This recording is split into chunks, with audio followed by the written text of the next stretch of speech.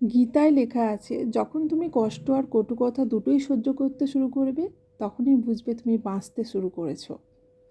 যদি ভগবান আপনাকে অনেক বেশি অপেক্ষা করাচ্ছেন, তাহলে প্রস্তুত থাকুন। তিনি আপনাকে যা চেয়েছেন তার চেয়ে অনেক বেশি দিতে চলেছেন। জীবন নিয়ে বেশি ভাববেন না।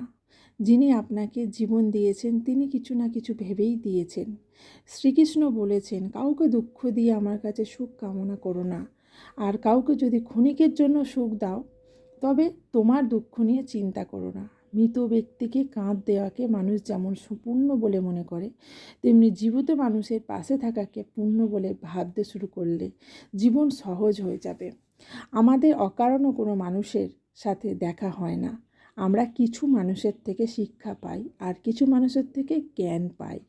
কে কী করছে, কিভাবে করছে এবং কেন করছে, তা থেকে যতই দূরে থাকবেন ততই সুখে থাকবেন। আপনি হাসতে থাকলে পৃথিবী আপনার সাথে থাকবে। নইলে চোখের জল তো চোখেই ঠাঁই পায় না। যদি কেউ আপনার ভালো কাজকে সন্দেহ করে, তাহলে মন খারাপ করবেন না, কারণ সন্দেহ সর্বদা স্বর্ণের বিশুদ্ধতার উপর করা হয়, কয়লার কালো দাগের উপর নয়। মনের শান্তি জীবনের সব থেকে বড় উপার্জন। উপদেশ, সঙ্গ এবং সময় কাউকে না চাইতে দিলে লোকেরা প্রায় সেগুলো সস্তা মনে করেন। একজন মানুষ যত শান্ত, সে তত গভীরভাবে বুদ্ধিমত্তা ব্যবহার করতে পারবেন। যেমন পাতা না ঝরলে গাছে নতুন পাতা আসে না, ঠিক তেমনই কষ্ট সংগ্রাম ছাড়া ভালো দিনও আসে না। যে ব্যক্তি অল্পতেই খুশি, তার কাছে সব কিছু বেশ খুশি হয়ে আসে। যতক্ষণ আপনি ভয় পাবেন, ততক্ষণ আপনার জীবনের সব সিদ্ধান্ত লোকেরাই নিয়ে নেবে। যারা আপনাকে সময় দেয়, তাদের প্রতি সর্বদা অনুগত এবং ঋণী হয়ে থাকবেন। জীবন অহংকার করো না, কারণ ভাগ্য সবসময় সাথ দেয় না। জীবনে আয়না একই থাকে, শুধু প্রতিচ্ছবি বদলায়। শান্তিপ্রিয় মানুষ সুখে তাদের জীবন যাপন করে, তাদের ওপর জয় বা পরাজয়ের কোনো প্রভাব পড়ে না। শ্রীকৃষ্ণ বলেন, নরকের ভয় ছেড়ে দিন।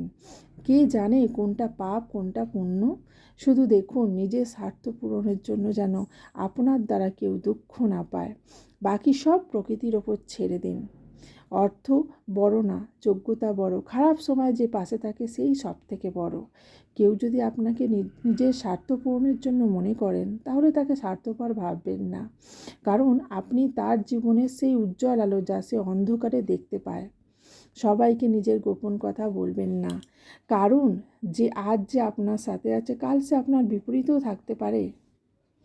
আপনি যদি ভগবান শ্রীকৃষ্ণের পরম ভক্ত হয়ে থাকেন, তাহলে কমেন্টে একবার লিখুন, রাধে রাধে। কেমন লাগলো বন্ধুরা ভিডিওটি আমার? জানিও, লাইক কমেন্ট করো।